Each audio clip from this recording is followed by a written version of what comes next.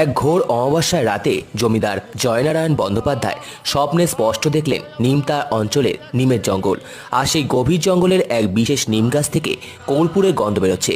স্বপ্ন হলেও জমিদার সেই পবিত্র গন্ধকে অনুভব করতে পারছেন। দেবী নির্দেশ দিলেন কর্পূর গন্ধময় ওই নিম গাছেই তিনি অবস্থান করছেন।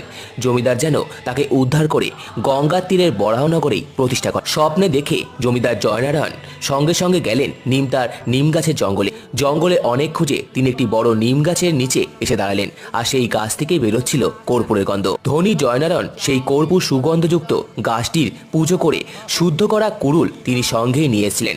তার সঙ্গে আসা লোকেদের নির্দেশ দিতেই নির্দিষ্ট গাছটিকে তারা কাটতে শুরু করলো। গাছ কাটার শেষে গুড়ি থেকে দেবীর আবির্ভাব ঘটল। সেই দেবী সিদ্ধেশ্বরীর দ্বারমূর্তি নিয়ে কুটিঘাটে এলেন জয়নারায়ণ। সেই মূর্তিটি আমরা এখন মন্দিরে দেখতে পাই। পাথরের বেদিতে দেবীর অবস্থান।